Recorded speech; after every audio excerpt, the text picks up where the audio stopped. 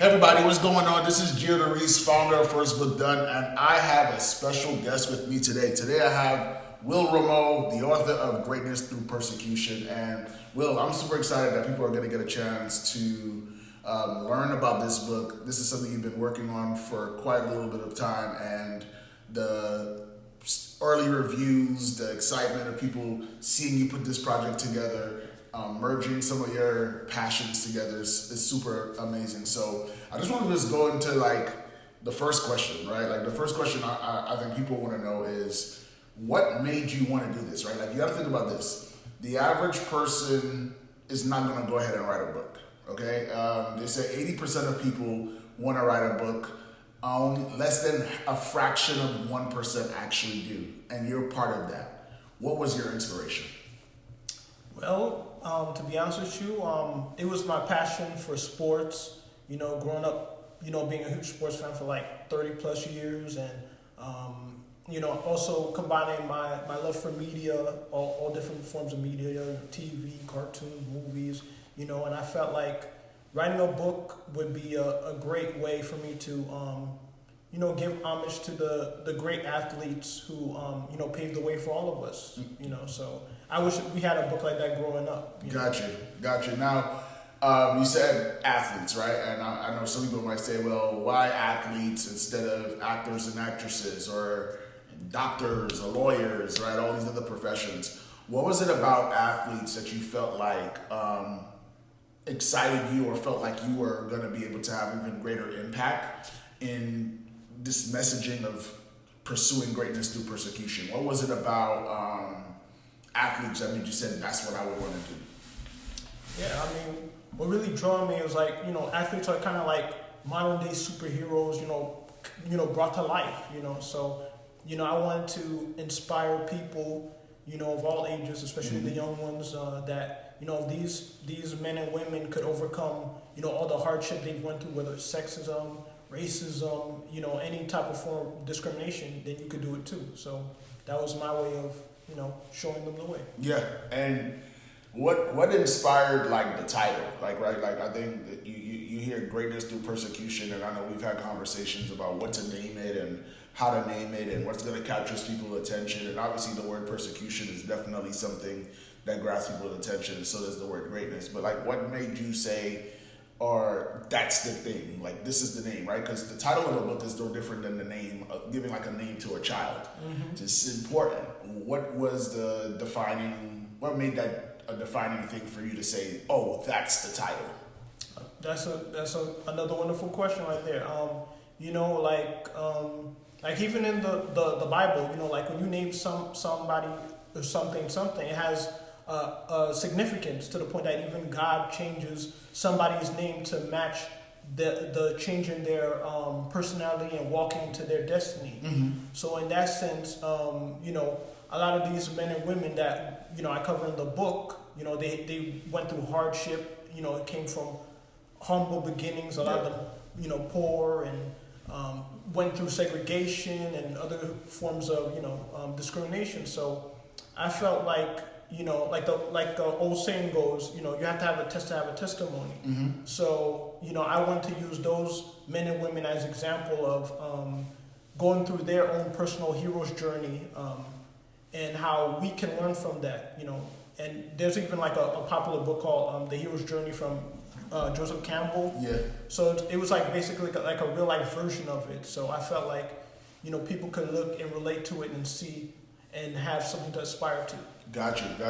Now, you said you've been a sports fan for 3 decades plus, right? Mm-hmm. I'm pretty sure some people are like thinking, well, how did you even select the athletes? Like, there's so many athletes over the course of those 30 years and plus that you've been passionate about sports. How did you go about selecting them? Because I believe there's probably like 12 to 14 of them in this book, but there's hundreds upon thousands of athletes that may have a story. So what made you pick the ones that you actually selected in the book?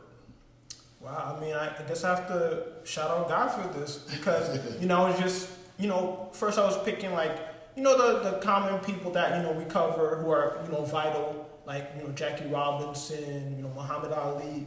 But I also want to, talk about people who also went through hardship that, that don't really get that spotlight, which is, I guess you will talk about a person who's unconventional on this list a little later, I assume. So, yeah, I just wanted to give a spotlight on them, on those people. Got you. And like, what would you say is like the hope, right? Like, what was the hope behind putting something like this together, right? Like, you're talking about hours upon hours, days, weeks of sacrifice to put this project together.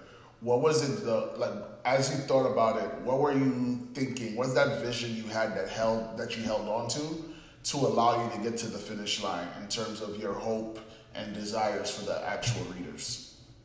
Yeah, my hope was basically, Gio, you have a very popular saying, the book is a service. Mm-hmm. So I felt like, a lot of people helped me along the way to get to where I am and where I aspire to be, where I feel God is taking me. So, I wanted to, make, even though this is quote unquote my book, but I felt like, I wanted to help people, like the old saying goes, each one teach one. So I wanted to inspire someone to, unlock their potential in whatever God's calling them to be, whether it's a athlete, an author, or whatever, is in their destiny. So got it. That's what I thought was important. No, that's good. That's good. All right, so we'll take a break for a second. We just finished this first section about the book and its purpose. We're going to jump into highlighting key stories. So we're going to jump into this section right here, and then we'll go into the next section. So I think, like, in my mind, I think if we just do it in segments, and then my editor will just merge them together, so that way we are able to, like, get a break to catch your breath, and then make adjustments from there. That's a good point. Yeah, so we can do that. Let's just review these Muhammad Ali stories from Fritz Pollard, Misty Copeland, Joe Lewis. All right. Is that you feel good with answering these questions? Yeah, I think so. Okay, cool. All right, now we're back. I feel like we're like almost like a TV show, and we're back from commercial. But but no, honestly, let's talk about some of these people that you actually wrote about, right? So one of the ones that goes without saying is Muhammad Ali, and we know him for his charisma. We know him for maybe some people might say his defiance, his conviction. What lessons resonated with you as you read his story, you did the research, that you were like, I think that the reader needs to know not just the accolades, but the challenges that led that he had to overcome to get to them. So what was your inspiration behind Muhammad Ali, and what things you wanted to specifically highlight that maybe we don't talk about as much? I know we talk about the float like a butterfly, sting like a bee, and all these nice punchlines, but life also punched him in the face a little bit, and he had to make some adjustments. So I'll let you talk a little bit about that. Yeah, absolutely. I thought something that drew me to Muhammad Ali, other than his greatness, on the in the ring, but also his conviction. He really backed up the talk. He wasn't just about it. He didn't talk about it. He was about it. Yeah. Because he sacrificed his career at the height of his career to walk away, and because at the time blacks weren't really focused in sports other than Joe Lewis, his predecessor. Okay. That was like the first mainstream black athlete. Mm-hmm. And then Jackie Robinson came along also. But Muhammad Ali was basically a trailblazer because he was like the first like athlete that that was like the poster child of the Black is Beautiful movement, because at the time it was the image on TV was if you weren't blonde hair, blue eyes, white, you weren't beautiful, at the time. I mean, not to say, obviously everybody's beautiful, everybody's created in the eyes of God, but unfortunately, at that time, they didn't show the diversity of, different type of people. Mm-hmm. So he felt that it was important for him to, to get people's attention, because Gorgeous George, this popular wrestler at the time in the 50s, he modeled his whole gimmick after him. Wow. because the guy was like, I'm so pretty, look at my blonde hair, if someone messes with me, I'm gonna, beat them up. So that was where Muhammad Ali got the whole idea. And, sports, and especially wrestling and boxing, that's like the only sport that people will pay to see you get your butt kicked. Okay. You know what I mean? So that's where he got the idea to be that, braggadocious, like in your face, trash talking, athlete. Okay. That, got him the attention. No, that's interesting. I didn't even know that's where he got his inspiration from. Let's pivot to somebody who goes without mention, Serena Williams, right? Serena Williams is absolutely amazing. Very few, if any, will ever be able to do what she was able to do on the tennis court. And I think one of the things that when we think about her, she obviously is not without blemish, right? Like she's been criticized, she's been ridiculed, and all of these different things. What inspired you to include her in the book, right? Like, obviously she's great. There's no question about that. But what was it about, whether it was her upbringing, whether it was what she was exposed to, whether it was the standard that people was trying to hold her to be able to knock her down a few notches from the pedestal that she was on? What was it about Serena Williams that you felt like I needed to go and include her story in here so that people could learn from it? Yeah, I definitely thought, covering Serena was a very important thing because, if we're looking at it through hindsight, back in the days when she came up, she was like living in her sister Venus's shadow. And obviously, Venus is a Hall of Fame tennis athlete as well, But, for her to to overcome, being in her older sister's shadow and just, find her own path to greatness, is inspiring as well. Because let's face it, if you're not the only child, there's sibling rivalry, kids are fighting for attention and stuff like that. Right. But she was able to overcome being in a poor environment, and same thing with Muhammad Ali. They weren't the image of a typical athlete, or in this case, tennis, because tennis was a very poor, mainly a white sport, affluent sport, whereas they were black and, they came from a poor upbringing. So they her and Venus shattered the image of tennis and changed it forever. Yeah, and I'm glad you mentioned that, because I think when you think about the racism, when you think about being one of few, right? And again, another trailblazer, where now you have Coco Gauff, who's doing what she's doing. But Serena Williams was one of those people who laid down those tracks that she would then go ahead and follow and hopefully take a lot further, right? So you have the Madison Keys of the world and things like that in tennis. So I definitely could see that. Now, pivoting to somebody who maybe not a lot of people talk about, unless you're a big football fan and you've looked at the whole coaches and the minorities in coaches, you probably don't know this person, but Fritz Pollard, right? I think he deserves a lot of credit, and I think a lot of people who are fans of the sport of football don't fully understand what is it that he did, what was his contribution, and why he's so significant. Could you share a little bit about why you felt that he also was someone who's I gotta put him in the book. Now he may not be the fancy person like the Barry Sanders who's doing all the spin moves, or even Coach Prime now, Dion high stepping, right. But Fritz Pollard was definitely a significant person to the sport of football and to sports in general. So why did you decide to go and highlight him? I would think, other than his foundation where he, where the NFL is, trying to give awareness to, with the Alliance, right. So I felt like it was important because even in 1989 when Art Schnell got the head coach job for the Raiders, they were saying, "What do you think about being, the first black head coach?" And he's like, "No, I'm not the first black head coach. Fritz Pollard was." So if these experts, news reporter, didn't even know, do their research to find out in 1989 that there was someone before him, then I felt like it was important for us to know that, because even to this day, we're still dealing with the same issues that, there's not a lot of black head coaches and even quarterbacks. That stigma of, black people aren't smart enough to lead, it's still there. I mean, obviously we have a lot of great examples with Tony Dungy and Todd Bowles also won a Super Bowl. Mike Tomlin. Yeah, Mike Tomlin. But we live in a world. If you have bigotry or prejudice, it's gonna cloud your judgment, and you're gonna see things the way you want to see it. Yeah.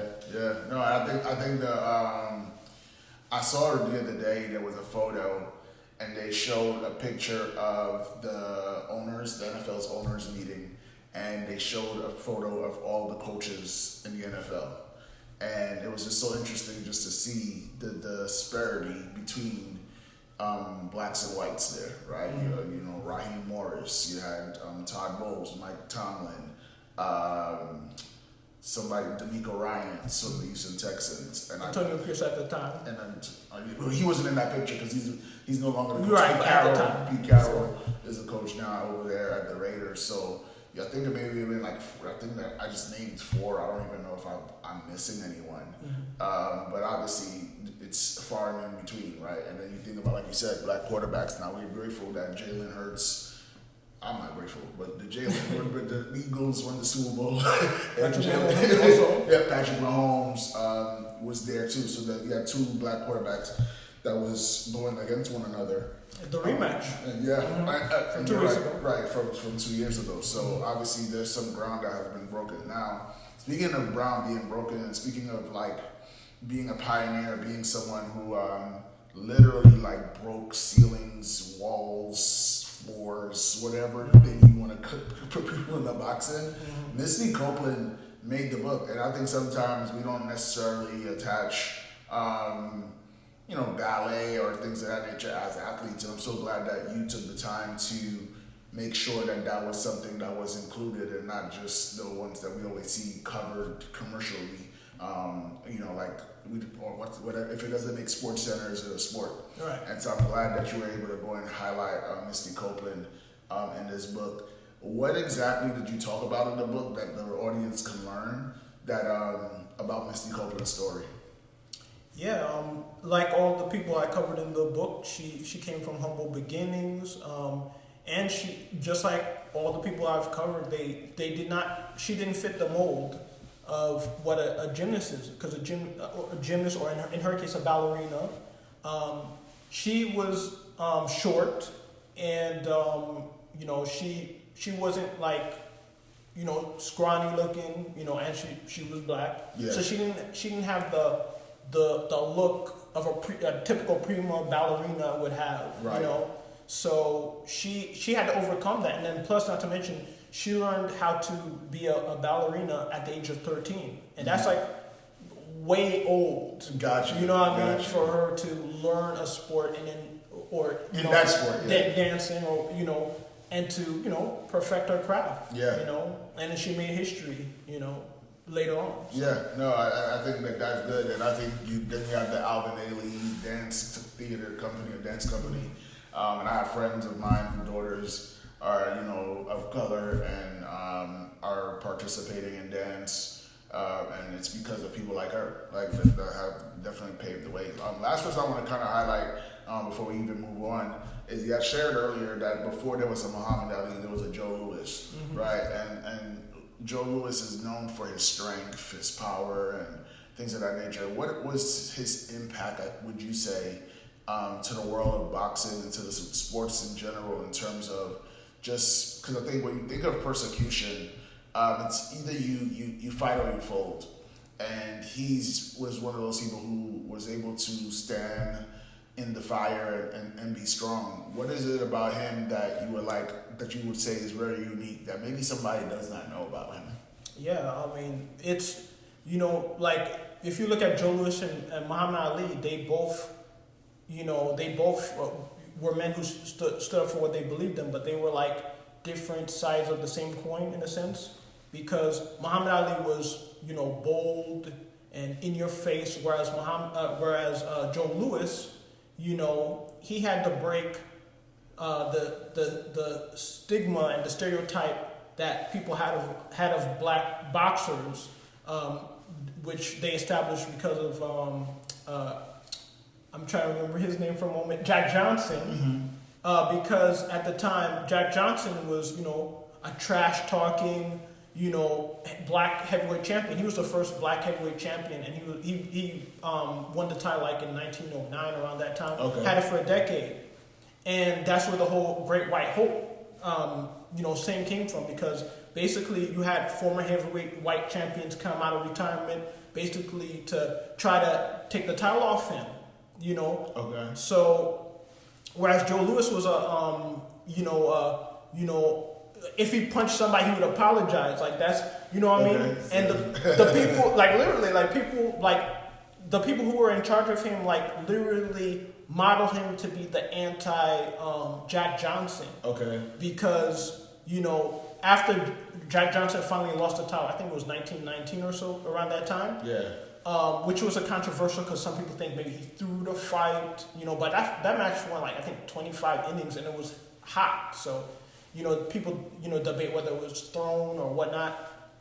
And another thing, people can stand him because Jack Johnson was just, like I said, he was a in-your-face black guy, and basically people literally wanted him dead. Like, it was, they could not hide, there was lynchings, like, it was like literally that serious. So when Joe Louis came along, he was, basically shown to be the so he was, polite, he wasn't seen with white women because Jack Johnson, he liked them, and, at that time it was very socially, unacceptable. Right. So basically, Joe Louis was there to show them that, now I lost my train of thought. No, I think it was interesting because in my head, as I'm listening to you to describe Joe Louis, I almost think of like the Derek Jeter of boxing. Yes. Right, like the prototypical didn't do anything wrong kind of person. And to your point, I think you almost could imagine playing a sport like boxing where aggression is something you use, and you had to channel it in a way where there was still class, personified and things of that nature.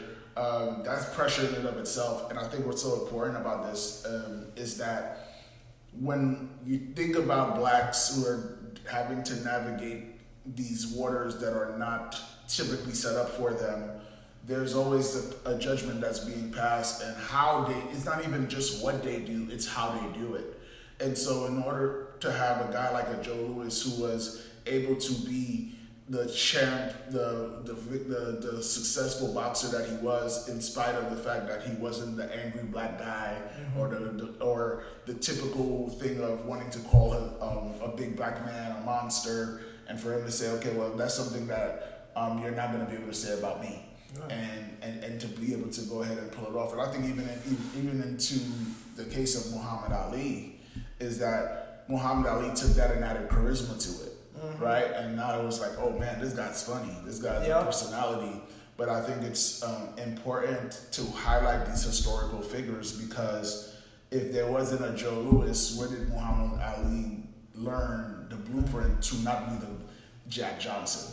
Right, and again, that's not to throw salt on Jack Johnson, but I think these people serve as models that anyone who's listening to this can go ahead and say, man, can I be successful? And not be angry, and Joe Louis was a great example of that. Absolutely. And another thing, like you mentioned, the whole stereotype of the angry black man. Literally, it's highly speculated that King Kong was modeled after Jack Johnson. Like, seriously, because he was the angry black man, the stereotype, and then of course he was like, trying to get that white lady, on the Empire State Building. So that was the whole mindset. That's how blatantly racist it was back in the days.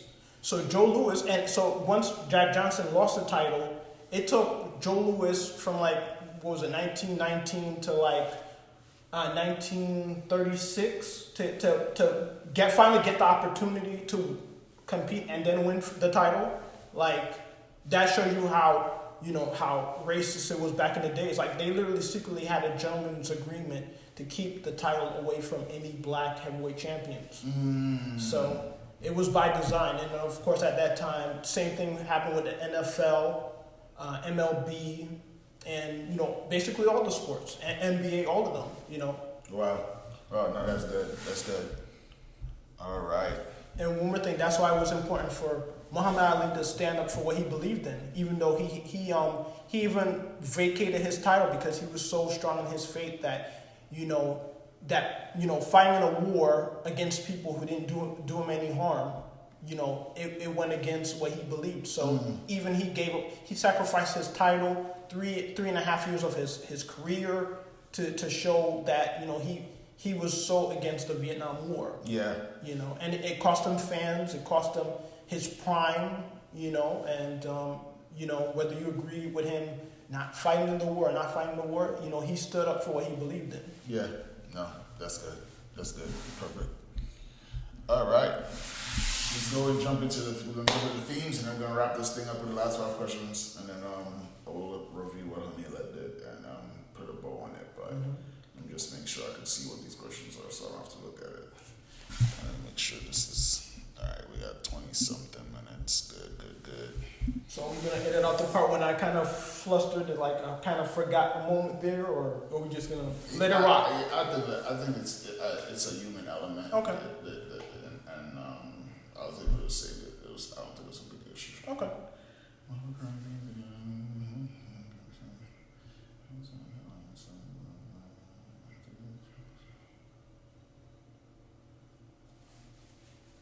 All right. Cool. All right. So, Will, the book has several themes that are highlighted in there. One of them definitely being perseverance and resilience. And you said this earlier, and I just think it's important to reiterate the idea of if you're going to be great at anything, there's a price to pay for it. That theme of resilience and perseverance, why is that so important to you? And why do you think it was so important to those athletes to be able to get the greatness they got? Yeah, I mean, it's very important because, nothing worthwhile is going to be easy. You got to fight for it, For example, Wilma Rudolph, a lot of people don't know that. There was a point in her life she couldn't walk. She could barely walk. And just for people who don't know who she is, like, can you just tell us real quick, like, what was she known for? What sports did she play, and what was the things she accomplished before you even highlight that she had those elements? Right. So yeah, Wilma Rudolph, like I said, she couldn't walk, and then because of her faith and instilled to her by her mother, she had the faith to believe that she would walk again. And then fast forward to like the 1956 Olympics, she not only could walk, but she ran and finished bronze. So with that in itself, even though she finished 3rd place, that's a miracle within itself. Mm-hmm. However, that didn't stop her. She kept going 4 more years, 1 gold. She won 3 gold medals. Like I think that was the record at the time. So that's why you never know what God could do for you. You know, so don't give up. It may seem hopeless at that moment, but the odds may be against you, but if God is with you, who can be against you? So you just got to keep going. Yeah, no, that's good. And speaking of faith, right, and God and stuff, I think that's something that you see as a common through line through a lot of the different people that you talk about. And I think when it comes to perseverance could be summed up in the term, keep going, stay in the race, don't give up. But there's often this glue that allows that to actually keep you upright instead of falling, and faith is that. I know faith is obviously something that's very important to you, and obviously was very important to the many people that you highlighted in the book. Speak to faith in terms of its role, and why is faith something that you can't persevere without? Yeah, absolutely. I think faith is very important. Me as a Christian, I believe God has a plan and a purpose in everybody's life. Even though those athletes were facing, racism and sexism because the people who were mistreating them didn't view them as people, whereas God views everybody equal, whether you're a man or woman, wherever country you come from. Whatever age you are, God has a plan and a purpose for you. Yeah. So he's even if you're in the worst situation that you're in right now, as I'm talking to you right now, God sees you as the finished product that He has in store for you. So you might right now feel like, oh man, I'm never gonna do this. You know, everybody thinks I'm a loser. I'm this, I'm that. But God, when God speaks to you, when God shows you a message, whether it's through His word or a dream, a vision, or whatever ways He could get at you, maybe even this conversation I'm having with you right now, you don't put God in a box. He will speak to you, and when He speaks to you, it'll be clear, crystal clear what He has for you. So don't give up. Don't give up. No, that's good. Would you say that the challenges that those athletes faced back then, are they the same or any different than what some of the athletes are facing today? That's a wonderful question. I would say it's worse, right, because they're the ones that have to pave the way. They're the ones that have. When you say worse, would you say worse back then, or is it worse for those that are competing now? I would say worse back then. Obviously, social media, it's bad. It's like you can't escape it. It's there all the time. But I honestly think that racism obviously was more blatant. It was in your face. There was segregation. You can't eat here. You can't sleep here. You can't drink here. It's like it was in your face. You right. know what I mean? And people did not hide how they felt. You know what I mean? So yeah, I felt racism was definitely worse back then, and because literally influential people had gentlemen's agreement to bar people to compete in a sport that they love. And basically, those people with faith in God, because without a faith in God, it's going to be hard, because sometimes you're gonna be optimistic, and sometimes you're gonna feel like you hit rock bottom. You need something to believe in, so that could push you past how you're feeling. Like the Bible says, lean not on your own understanding. So that's why you have to believe in something. I mean, obviously God, that will propel you to defy the odds. Got it. Nah, that's good. And I wanted to know, obviously God is something, faith is something, right? What role did community play? I think that, right, you look at, man is not good to be alone, right? And stuff. So community is obviously something that's very important. Mentorship is very important. What roles did community and mentorship play when it comes to greatness? Whether it's the different athletes that you talk about in this book. The Rock is in this book, right? Jackie Robinson's in this book. Jesse Owens is in this book. These people in here, you got even what's the hockey player that you included in the book? Willie O'Ree. Yeah, as well. So there's so many of these different people in the book, but community, I saw a lot of it when I was reading the early copy of the book, where it was almost like a relay race where the baton was passed to somebody else and they were able to go and take it a little bit further, and obviously all the athletes now are benefiting from all of these baton passes. I just wanted to give you the opportunity to talk about the power of community. Yeah, power of community is very important, whether it's your family or somebody who's a direct mentor or somebody that inspires you to do well. And that's why another thing I give God the credit, because it's I was covering people who were influential in the world of sports, who overcame hardship, and as I delve into information, it was the 6 degrees of separation was insane. How people were connected to each other. When you read the book, you'll see what I'm talking about. It's crazy. Even when Jackie Robinson passed away, I think it was Bill Russell was his pallbearer, and I think I'm trying to remember, was it Joe Louis who was his power bearer in reserve or something like that, or was the other way around? So many people impact each other. Muhammad Ali impacted The Rock. They're both known as the People Champion. He literally took it from The Rock. The Rock took it from him. Yeah. And then The Rock, what was it, earlier this year? Oh no, actually it was last year. He, christened a new belt called the People's Championship, which Ali's widow, one of Ali's widow, basically, presented him at the Hall of Fame. So there's so many people. Joe Louis was friends with Jackie Robinson when they were in the army, and he was like a key person that helped them persevere the racism he faced. And had he not overcame that, he wouldn't have broken the color barrier in 1947. Mm-hmm. And funny thing is, we're a few days away from Jackie Robinson's 78th anniversary of him breaking the color barrier in April 15 of 1947. So. Yeah, no, it's literally like it was a few days ago. Yeah, at the time this recorded, right? So, no, that's good. Now let's just jump in. Like, I think you did. If you are listening to this, hopefully you understand the magnitude of a project like this. I think anyone could do research.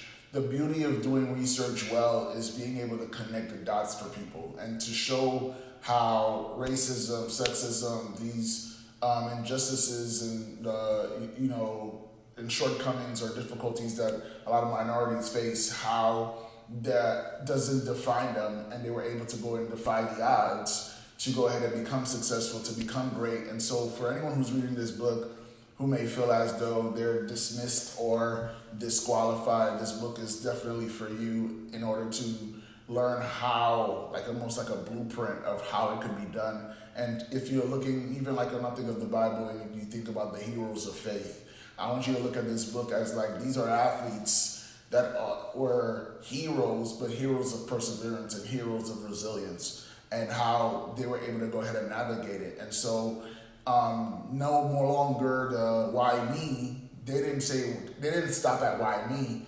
They said, well, if you're coming after me or if it's against me, I'm still going to do it because somebody else is going to follow. And so I think that's super cool. But as you were working on this book, like, what was like that writing process like? Were there any challenges, surprises that you may have encountered, especially doing something like this for you're talking about a book that is 25, 30,000 words, right? Most people don't want to write a paper. You wrote maybe like 20 to 25, 30 of them to go and get this project completed. What was that process like for you? Yeah, it was a lot more difficult than I thought. I mean, it took me years to do this. I mean, I'll be honest with you all, ladies and gentlemen. I didn't even like essays back in the days in school. But I mean, I did well with them, but just taking the time to write it. But this was a labor of love. It was hard, but I felt like the book was a service to inspire you as as me learning about these people inspired me to do this. So No, that's cool. That's cool. And I'm just curious, and I know people probably want to know, anytime you have a list of people, and I think this has happened in sports a lot, where who's the best, who's number one, give me a top five, all these different things.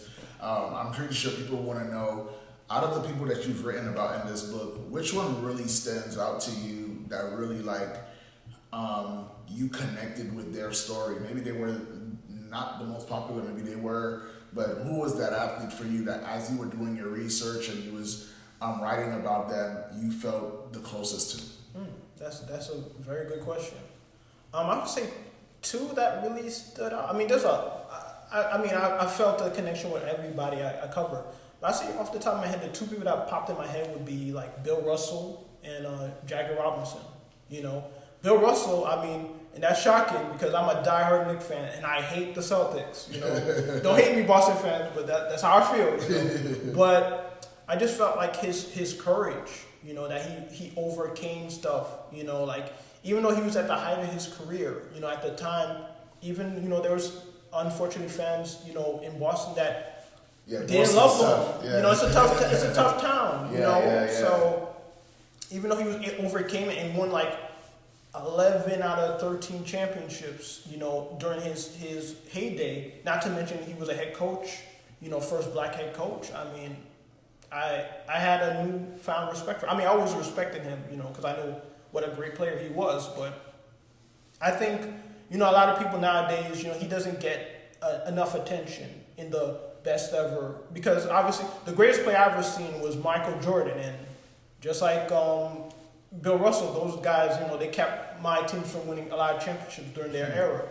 But yeah, I mean, Bill Russell, he was a trendsetter. I mean, he literally like put blocks on the map. I don't even think blocks was even calculated before he came up. Like, yeah, as a matter of fact, even in college, they didn't have that stat until he did it. So, a lot of people criticize him like, oh, it wasn't as athletic, because obviously there was a lot of white players at that time, so it wasn't as flashy and entertaining as, me watching the NBA in the 90s. Yeah. Which, obviously I love that era, but he paved the way, and then and then not to mention he was such a strong, advocate for civil rights. Yeah.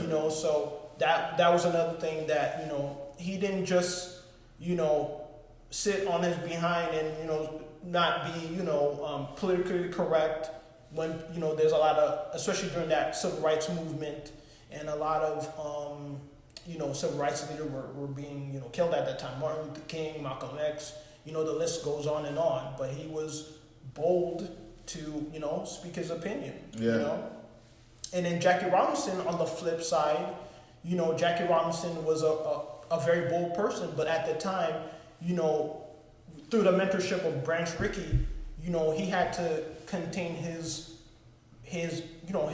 manly, tough nature, because he couldn't react the way he wanted to react, because he knew if he reacted the way he wanted to react, black people, it will be a long time, if maybe even ever, they'll get an opportunity, and then because of his conviction, which was, centered in him and Branch Rickey's faith, Christian faith, he knew that what he was doing was bigger than him. And then, obviously Larry Doby, Don Newcomb, Roy Campanella, Willie Mays, Hank Aaron, all these great black athletes, baseball players to be exact, they had the courage, because the same racism Jackie Robinson was facing, Larry Doby, the second ever black player, a year later in 1948, faced the same. They all faced the same racism. You know what I mean? So, they were. We're all standing on all these legendary athletes who, paved the way for us and took the brunt.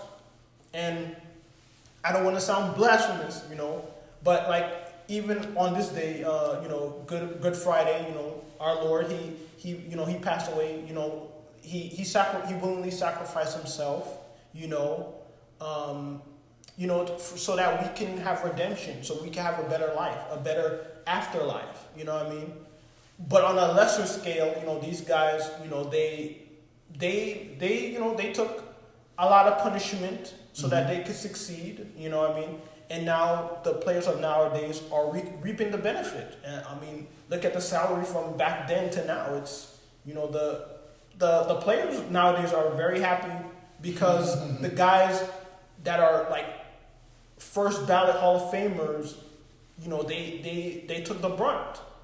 And now we as fans are reaping the benefit of their sacrifice. Yeah, no, that's good. That's good. I'm gonna leave you with two more questions before we go, right? I think that there's anytime somebody has to do research, it's often like never looked at as like compelling, right? Sometimes it's like, oh my gosh, research, wow, right? Like history. How did you navigate that challenge to make sure you stick to the facts, but make it compelling enough so that people found it interesting? Yeah, that's a good question. I mean, to me, I've always thought like the best author is God. So, I like to watch. I mean, I do love sci-fi, action, adventure kind of stuff. But from time to time, I like watching a true story movie or TV show. But when I watch it, I want to be as 100% accurate as possible. Because if I'm watching something, especially when I was a kid and I'm watching something, I'm thinking, like, it's the gospel truth, it's 100% accurate, you know what I mean? But, when you research, as you get older, a lot of people in Hollywood, they like to embellish stuff, add this there. And to me, it waters the situation. Like, I feel like just keep it real, put it out there. Let us find out, and then once you watch the show or the movie or whatever the medium is, it will inspire you to dive deep into the person's story. So I feel like you should keep it as 100% as possible. Got it. My last question for you is, before we go, is now that this book is, at the time when people watch this, the book will have been out. Pre-orders would have been completed. What is next for you? What do you want? What other projects you're looking to do, or where do you want to take this book? Who do you want it to be in the hands of? Like, just tell us, life after the book. Well, yeah. I mean, I envision me, promoting this book, going to anywhere, a bookstore near you, interview from any medium, TV, radio, anything, talking to you face to face, and inspiring others to look to trust God and go fulfill their destiny, because he has a plan for you that surpasses anything you could possibly imagine. So I would say have faith and just keep going. You will find your greatness through persecution if you don't give up. So don't give up. Yeah. The trials and tests will come, but the testimony is on the other side. Amen. Where can people find more information about you? Like, what's your social media handles? How can they get in touch with you and stay connected with you, so that in the event you're doing future projects, that they'll be able to know about it? Yeah, just basically type my name, William Ramo, put it together, and you'll find me. You know, and I also have a podcast called Sports Urban Legend. I have a YouTube channel called Sports Urban Legend TV, and I'm just looking for more ways to interact with people. And I look forward to talking to all of you. Awesome, man. Well, thank you so much for the time, giving us a little bit of some behind the scenes of what this project was like, why it meant so much to you, and also who it was created for, right? Like you said, in First Book Done, our number one mission is to be of service to others. And so our first question is, who are we creating this for? And, not for ourselves, but to be a conduit for others to be able to see change and to see the fullness of their potential realized. And so this book is no different. This book is a combination of being able to show people in the world that you can combine what you love, your passions, and still be able to use it to go and be productive and purposeful in society. So everybody definitely go out to Amazon, wherever you get your books online sold, type in Greatness Through Persecution, William Ramo, and you'll be able to get access to the book. And please, if you read it and you find that it's been helpful to you, don't hoard the information, share it with somebody else. Yes, please let us know. Please let me know. I will definitely interact with you. All right. I look forward to that. All right, man. Take care.